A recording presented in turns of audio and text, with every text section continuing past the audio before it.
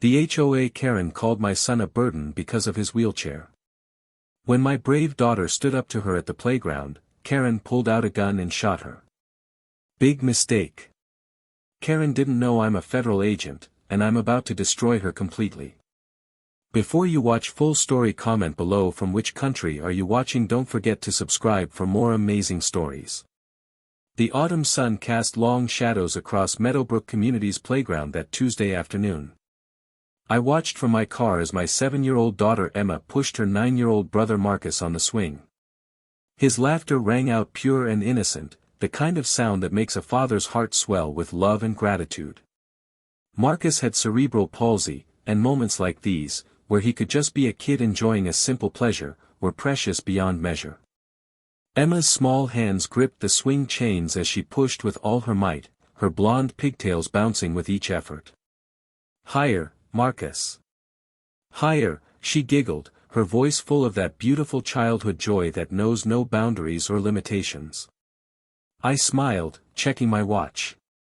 Just 10 more minutes before we needed to head home for Marcus's physical therapy session.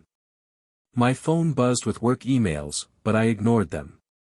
This was family time, sacred and untouchable. That's when I saw her approaching. Karen Whitmore, the HOA president, marched across the playground like a general inspecting enemy territory. Her perfectly pressed pantsuit and stern expression had become infamous in our neighborhood over the past 6 months since she'd taken office. In her hand, she clutched her ever-present clipboard, her weapon of choice for enforcing every petty rule imaginable. My stomach tightened. We'd had run-ins before. She'd cited us for leaving our trash bins out 15 minutes past pickup time. She'd measured our grass with a ruler and threatened fines because it was a 1/4 inch too long. She'd even complained about Marcus's wheelchair ramp, calling it an eyesore that decreased property values. But this was a public playground. Surely even Karen Whitmore couldn't find fault with 2 children playing. I was wrong. "Excuse me." Her shrill voice cut through the afternoon air like a knife. "You there, girl?" Emma turned, her smile fading as she recognized the woman who had made our family's life miserable. "Why yes, ma'am. This playground has rules." Karen jabbed her finger at a sign posted near the entrance. "Children must be supervised by an adult at all times." "Where is your parent?" "My daddy's right there." Emma pointed at my car, where I was already opening the door to intervene. But Karen wasn't finished. Her eyes had locked onto Marcus, and something ugly twisted in her expression. "And that boy shouldn't even be here." Time seemed to slow down. I was halfway across the playground, but her next words reached me with perfect, horrible clarity. "This playground is for normal children. He's a safety hazard. What if he falls and gets hurt? What if he drools on the equipment? It's unsanitary. I'm calling security to have you both removed." Emma's face crumpled. At 7 years old, she understood exactly what this cruel woman was saying about her beloved brother. Marcus, bless his innocent heart, was still smiling, unaware of the venom being directed at him. "That's enough," I shouted, breaking into a run. "You have no right to speak to my children that way." Karen whirled to face me, her lips curling into a sneer. "Oh, it's you. The father who thinks rules don't apply to his family. Well, let me tell you something." "No, let me tell you something," I said, positioning myself between her and my children. "My son has every right to use this playground. The Americans with Disabilities Act. Don't quote laws at me," she shrieked, her face turning red. "I am the HOA president. I make the rules here. And I say that boy is a liability." Emma had climbed off the swing and wrapped her arms around Marcus, who was starting to sense something was wrong. His smile had faded, replaced by confusion and fear. "Come on, kids," I said quietly, reaching for Marcus's wheelchair handles. "We're leaving." "That's right, run away," Karen called after us. "And don't come back." Next time I see that wheelchair on this playground, I'm calling the police. I didn't respond. I couldn't trust myself to speak.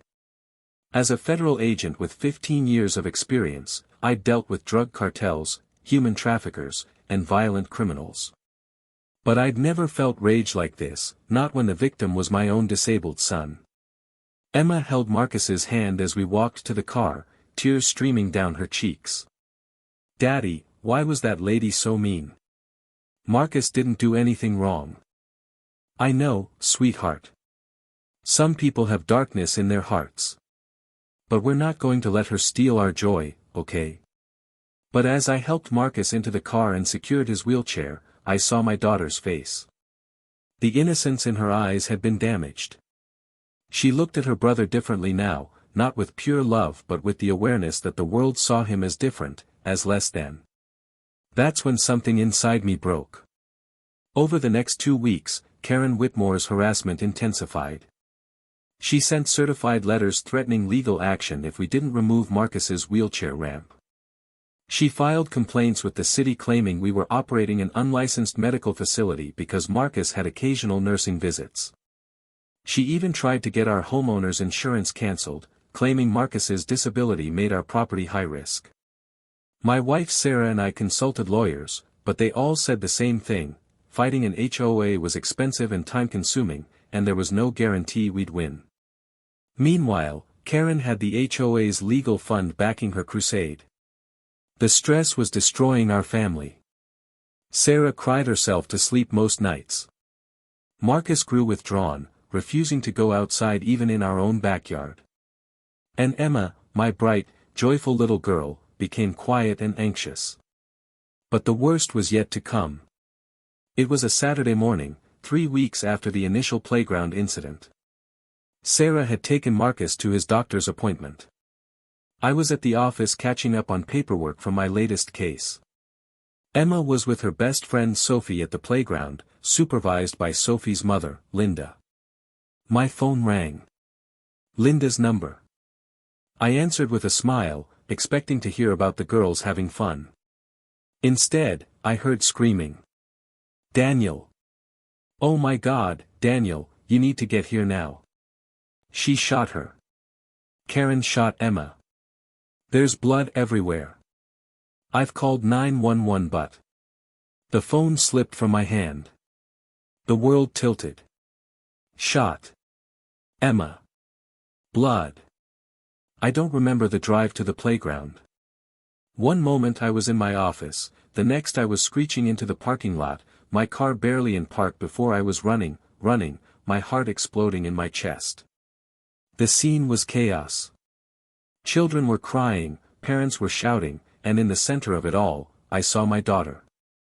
Emma lay on the ground near the swing set, Linda pressing her jacket against Emma's shoulder. Blood. So much blood. Emma's face was pale, her eyes wide with shock and pain. Emma. I dropped to my knees beside her, my hands shaking as I touched her face. "Baby, I'm here. Daddy's here."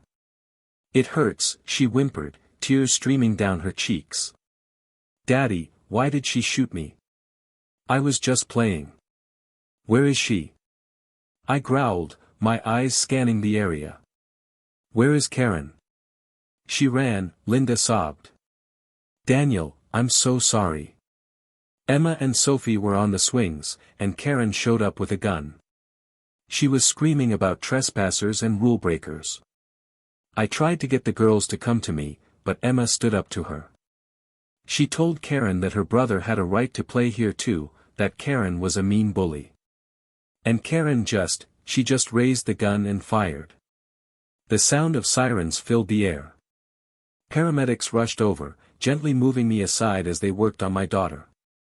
I watched in numb horror as they cut away her shirt, revealing the bullet wound in her shoulder.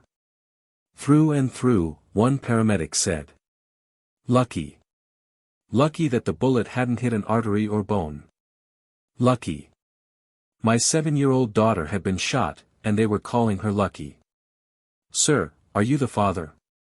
A police officer appeared at my side. I couldn't speak. I just nodded. I'm Officer Martinez.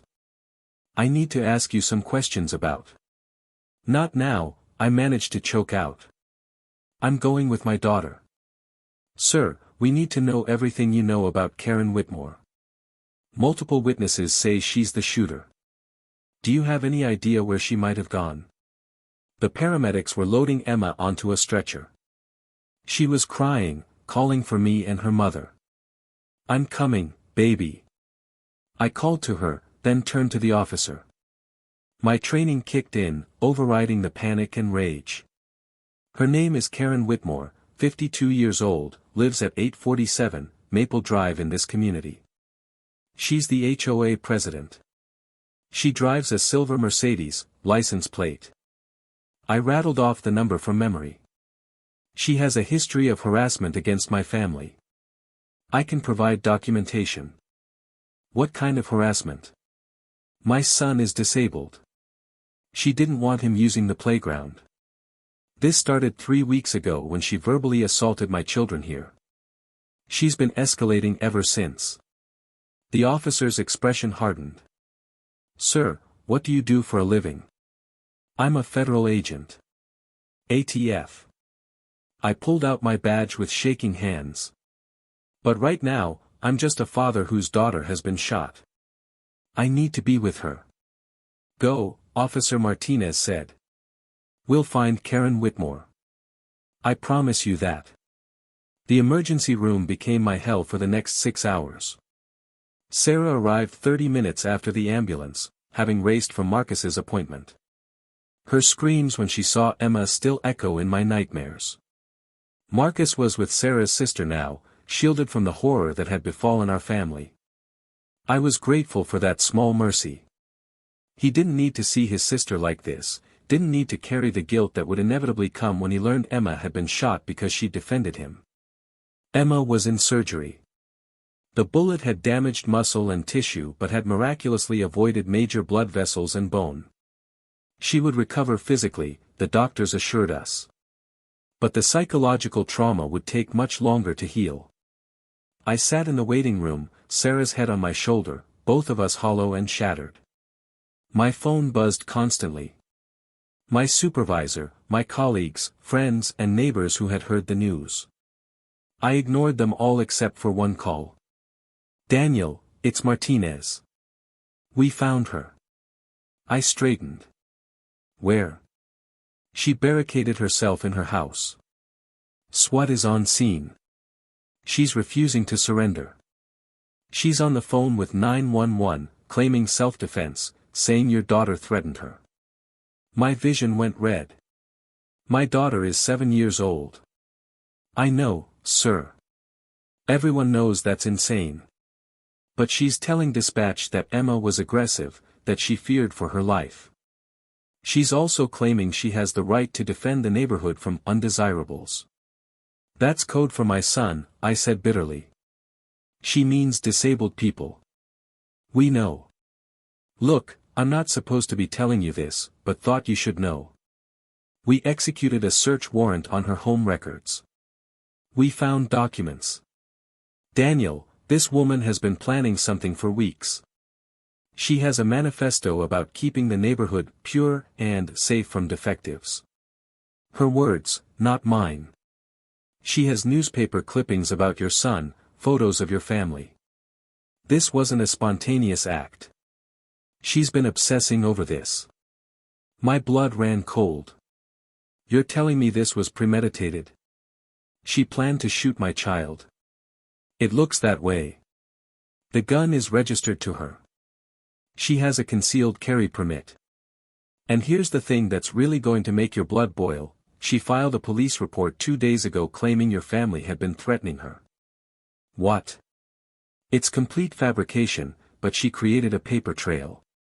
She was setting up her self-defense claim before she even pulled the trigger. I couldn't breathe. Couldn't think. This woman hadn't just snapped in a moment of rage.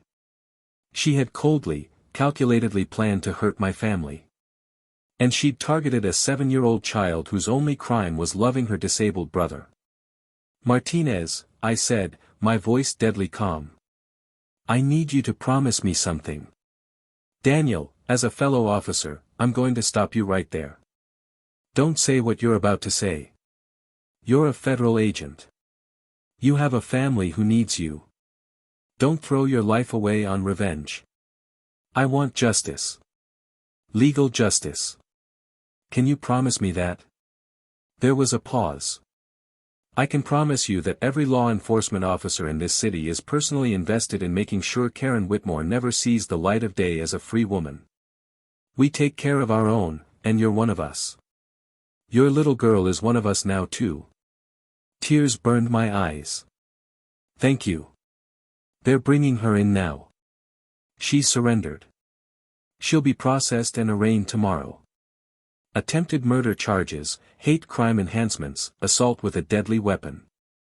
She's going away for a long, long time. But that wasn't enough. It would never be enough. Emma came out of surgery 3 hours later. The doctor said the operation was successful, but she would need months of physical therapy. The bullet had damaged nerves and muscle tissue that would take time to heal. When they finally let us see her, my heart broke all over again. My vibrant, joyful daughter looked so small in that hospital bed, surrounded by beeping machines and 4 lines. Her left shoulder was heavily bandaged, her arm in a sling. But worse than the physical injuries was the look in her eyes. The light was gone. The innocence had been stolen. In its place was fear and confusion and pain that no 7-year-old should ever have to carry. Mommy? Daddy? Her voice was small and hoarse. We're here, baby. Sarah rushed to her side, carefully avoiding the injured shoulder as she stroked Emma's hair. We're right here. Where's Marcus? Emma asked, her lower lip trembling. Is he okay? She didn't hurt him too, did she? Marcus is safe, I assured her, taking her small hand in mine. He's with Aunt Kelly. He doesn't know what happened yet.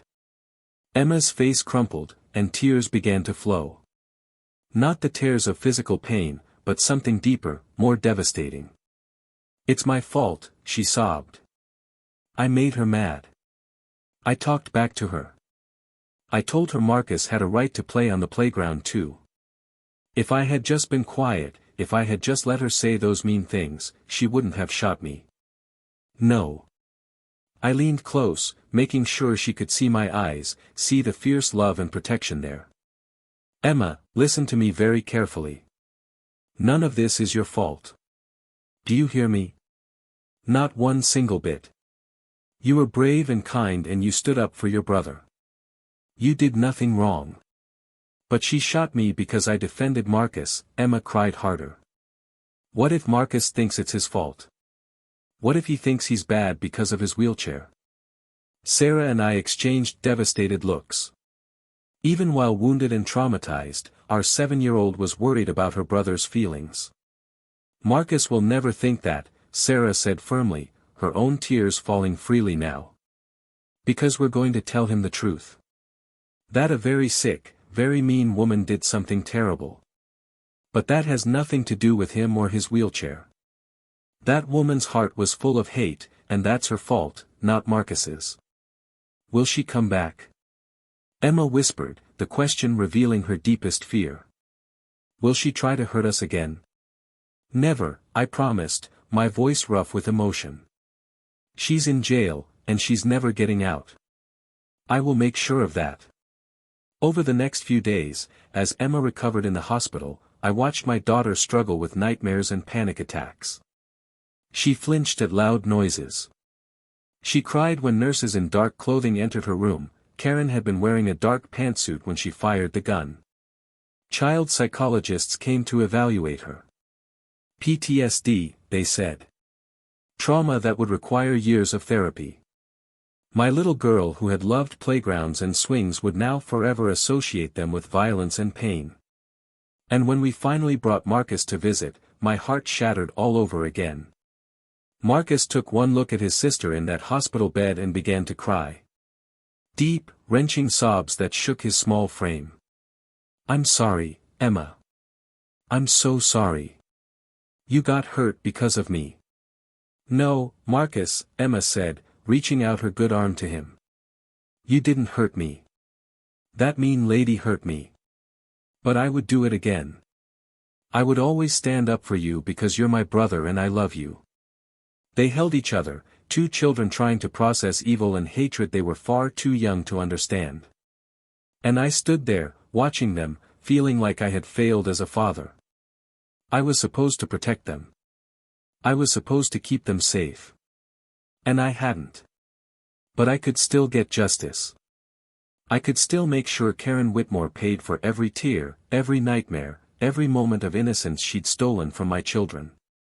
The trial began 3 months later. Emma was physically healing, but the emotional scars remained. She still had nightmares. She still flinched at sudden movements. She refused to go to playgrounds anymore. Marcus had withdrawn into himself, barely speaking, convinced that his disability was a curse that brought pain to everyone he loved. No amount of reassurance from us or his therapists could fully break through that belief. Our family was broken, and Karen Whitmore had done the breaking. The courtroom was packed. The case had made national news. HOA president shoots disabled boy's sister. The story had outraged people across the country. Disability rights advocates filled the gallery. News cameras lined the hallway outside. Karen sat at the defense table in an orange jumpsuit, her perfectly styled hair now gray and unkempt.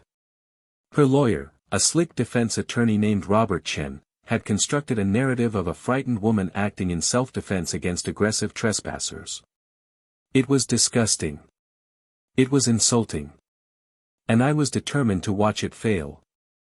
The prosecutor, District Attorney Maria Gonzalez, had built an airtight case. She had the 911 calls. She had witness testimony from a dozen parents who'd been at the playground that day. She had Karen's manifesto, her obsessive documentation of my family, her police reports laying groundwork for a self-defense claim days before the shooting. But the most powerful evidence was the security camera footage from the playground. The courtroom fell silent as the video played. There was Emma, pushing Sophie on the swing, laughing. Then Karen approaching, gesturing angrily. Emma standing up, stepping in front of Sophie protectively. Words being exchanged. Karen's face twisting with rage. Karen pulling a gun from her purse.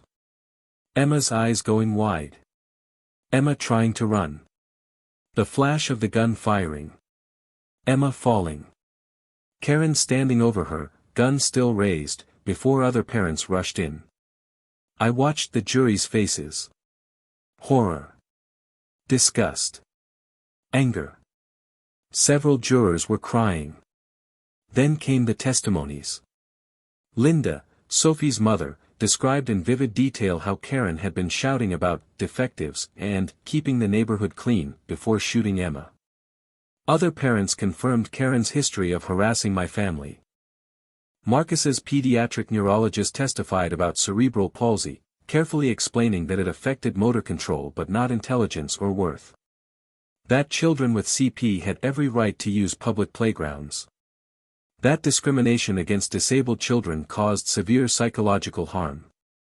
Emma's child psychologist testified about the trauma, the nightmares, the regression in development, the way a 7-year-old's trust in the world had been shattered.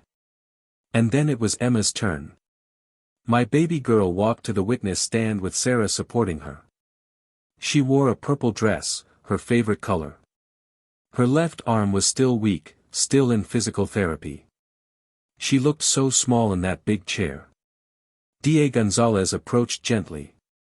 Emma, can you tell us what happened on the day you were hurt?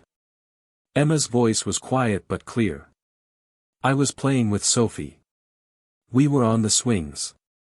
The mean lady came over and started yelling. She said bad things about my brother Marcus. She called him a name. She said he shouldn't be allowed to play on the playground. What did you do? I told her that was mean. I said Marcus has a right to play there too. That he's just a kid like me, he just uses a wheelchair to move around. I said she was a bully. Emma's voice cracked. Then she pulled out a gun. I got scared. I tried to run to Mrs. Linda. But she shot me. Did you threaten Mrs. Whitmore in any way? No. I just told her to stop being mean to my brother. Did you have any weapon? Emma looked confused by the question. No. I'm 7. I was just playing. Thank you, Emma. You're very brave. But Robert Chen, the defense attorney, stood for cross-examination. I felt Sarah tense beside me. I reached for her hand. Emma, Chen said with a smile that didn't reach his eyes. You said you spoke back to Mrs. Whitmore. Were you respectful? Emma looked at her lap. I called her a bully. So you were rude? Objection. D.A. Gonzalez jumped up. Counsel is badgering a child victim. Sustained, the judge said sharply. Mr. Chen, tread carefully. But Chen pressed on. Emma, had you been told by Mrs. Whitmore before not to come to that playground? She told us Marcus couldn't play there. But that wasn't fair. The playground is for everyone. So you knowingly disobeyed a direct order from an authority figure. I stood up for my brother. Emma's voice rose, tears starting to flow. She was being mean. She said he was bad because of his wheelchair. That's not true. Marcus is good. He's the best brother ever. Emma dissolved into sobs. The judge called for a recess. Sarah rushed to Emma, wrapping her in a protective embrace as we left the courtroom. In the hallway, I cornered Chen. How dare you attack my daughter like that? I'm doing my job, he said coldly. My client has rights too. Your client shot a 7-year-old child because of disability discrimination. Alleged discrimination. That's for the jury to decide. I took a step closer, my voice dropping to a dangerous whisper. I've spent 15 years as a federal agent. I've put away some of the most dangerous criminals in this country. But I have never encountered anyone as morally bankrupt as you are right now, defending that woman. Are you threatening me? No. I'm promising you that when this trial is over and your client is convicted, I will make it my personal mission to file complaints with the Bar Association about your conduct.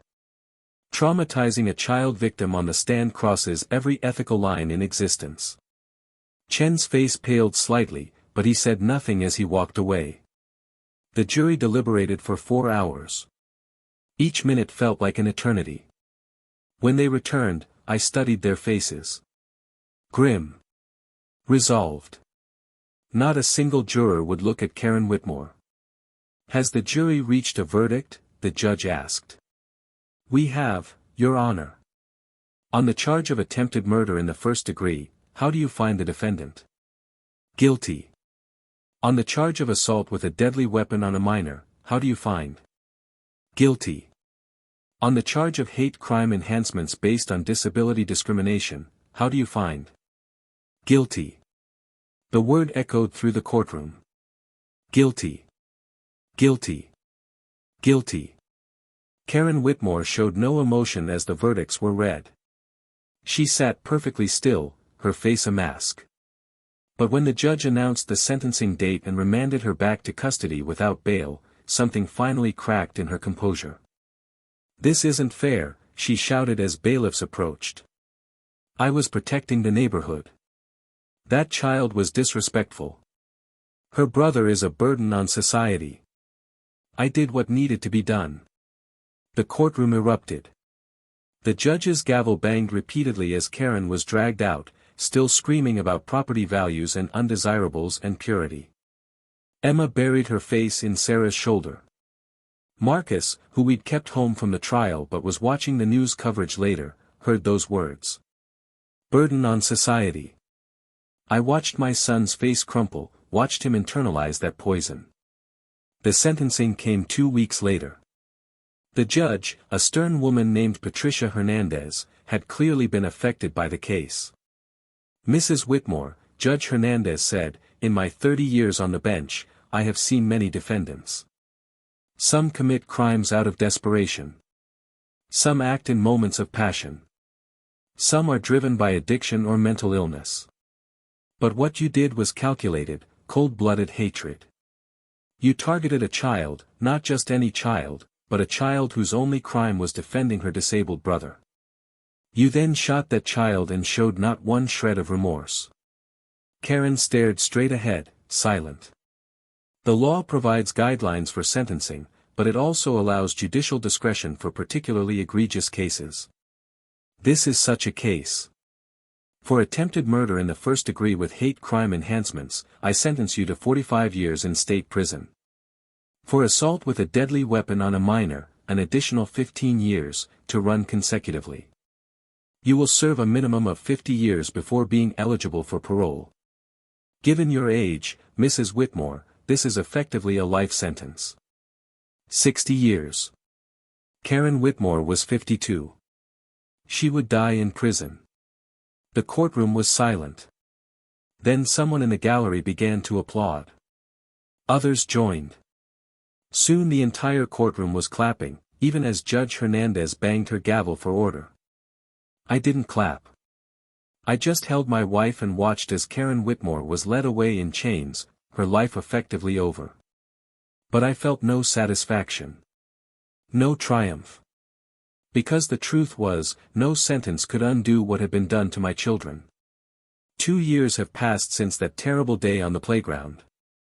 Emma is 9 now. She's in therapy, and she's making progress. The nightmares are less frequent. She can play again, though never on swings, and never without anxiety. She's become an advocate, speaking at schools about disability awareness and anti-bullying programs. She's turning her trauma into purpose, and I've never been more proud of her. Marcus is 11. He still struggles with the belief that he's a burden, that his disability causes problems for the people he loves. But he's found a support group of other kids with disabilities, and they're helping each other navigate a world that isn't always kind or accessible. He started writing poetry about his experiences, and it's heartbreakingly beautiful. Sarah and I are still healing too. We moved to a different neighborhood, one without an HOA, one where the neighbors welcomed Marcus with open arms. We're in family therapy, all 4 of us, learning to process the trauma together. We filed a massive civil lawsuit against Karen Whitmore, her insurance company, and the HOA for failing to act on her obvious harassment and discrimination. We won. The money went into trust funds for Emma and Marcus's futures, and we donated a significant portion to disability rights organizations. The HOA was dissolved. New community guidelines were established with strict anti-discrimination clauses. Karen's house was sold, and the proceeds went to victims' compensation. Karen Whitmore is in maximum security prison. She was attacked twice by other inmates, both times by mothers who'd heard what she did. Prison justice is real, and it's harsh. She's in protective custody now, isolated and alone. I don't waste energy hating her anymore. She's already living in her own personal hell, surrounded by the consequences of her hatred. Last week, Emma asked if we could go to a playground. Not the one where she was shot, that was demolished and turned into a memorial garden. But a different one, across town. Sarah and I exchanged looks. Are you sure, baby? I asked. Emma nodded. I missed the swings. And I want Marcus to be able to play too. I don't want that mean lady to take that away from us forever. So we went. It was a Sunday afternoon, and the playground was full of children laughing and playing. Emma hesitated at the entrance, her hand tightening around mine. Marcus waited in his wheelchair, watching his sister carefully. We can leave any time you want, I assured her. No pressure. Emma took a deep breath. Then she let go of my hand and walked to the swing set. She sat down slowly, gripping the chains. Sarah pushed Marcus's wheelchair next to her, and he reached out to hold his sister's hand. Together? Emma asked. Together, Marcus agreed. And they swung, my 2 beautiful, brave children, reclaiming the simple joy that had been stolen from them. Emma laughed, genuine and free, and Marcus's face lit up with pure happiness. Sarah leaned against me, tears streaming down her face. Happy tears this time. We made it, she whispered. We survived. I kissed her forehead, watching our children play. We did. And we're going to be okay. 3 years after the shooting, I received a letter from the prison. Karen Whitmore had requested to see me. She was dying. Stage 4 cancer, the doctors gave her 6 months at most. I threw the letter in the trash. 2 weeks later, another letter came. This one was from the prison chaplain. Karen was requesting forgiveness. She wanted to apologize to my family before she died. I showed the letter to Sarah. What do you think? I think she doesn't deserve our forgiveness, Sarah said quietly. But maybe we need to give it anyway. Not for her, but for us. So we can truly move forward. We talked to Emma and Marcus. Emma, now 10 years old and wise beyond her years, surprised us. I want to see her, Emma said. I want to look her in the eyes and tell her that she didn't win. That we're still a family. That Marcus is still the best brother in the world. That her hate didn't destroy us. Marcus nodded slowly. I want to go too. I want her to see me. Really see me. Not as a burden or a defective, but as a person. As someone who matters. So we went. All 4 of us, together. The prison visiting room was cold and gray. Karen Whitmore was brought in wearing handcuffs and leg shackles. She looked nothing like the pristine HOA president who had terrorized our neighborhood. Cancer had ravaged her body. She was thin and frail, her skin yellowed, her once perfect hair now completely gray and sparse. She sat down across from us, and for the first time, I saw real emotion in her eyes. Shame. Regret. Fear. Thank you for coming, she said, her voice weak. I didn't think you would. Nobody responded. We just stared at her. Karen's eyes filled with tears. I'm sorry. I know those words mean nothing. I know I can never undo what I did. But I need you to know that I was wrong. So terribly, horribly wrong. Why? Emma asked, her voice steady and strong. Why did you hate us so much? Karen looked at my daughter, at the scar still visible on her shoulder, and more tears fell. Fear. Ignorance. I was raised to believe that anything different was dangerous.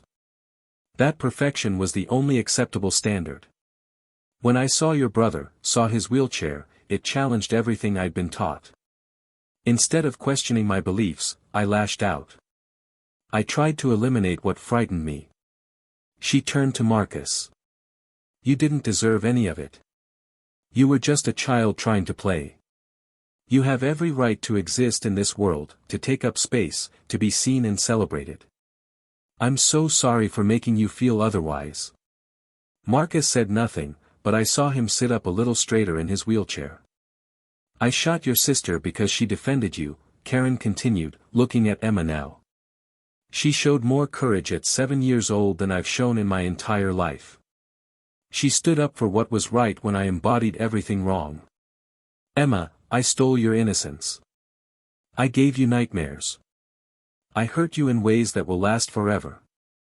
And I'm sorry. I'm so incredibly sorry. Emma stared at her for a long moment. Then she spoke, and her words were powerful and clear. I forgive you. Not because you deserve it, but because I deserve peace. I'm not going to carry hate in my heart the way you did. But forgiveness doesn't mean what you did was okay. It means I'm choosing to let go of the anger so I can be happy. So my family can be happy. Karen sobbed openly now. Thank you. Thank you. We left shortly after. We'd said what needed to be said. As we walked out of that prison, I felt something lift from my shoulders. A weight I hadn't even realized I'd been carrying. Karen Whitmore died 6 weeks later. We didn't attend her funeral. We'd already said our goodbye. Instead, that same day, we went to the memorial garden that had been built where the old playground once stood. There was a beautiful statue there now, of two children holding hands. One standing, one in a wheelchair. United. Equal. Together. A plaque at the base read, "In memory of innocence lost and courage found. May we always stand up for each other." Emma placed flowers at the base of the statue. Marcus touched the wheelchair-using child's hand, running his fingers over the bronze. "We did it," Emma said softly. "We survived. We're still here." "We're still here," Marcus echoed. And we were. Scarred but stronger. Broken but healing. Changed forever but not destroyed. Because love is stronger than hate. Resilience is stronger than trauma. And family, true family that stands together through the darkest moments, is the strongest force in the world. Karen Whitmore tried to break us. She failed. We're still here. We're still fighting. We're still loving each other fiercely and completely. And that, in the end, is the greatest victory of all.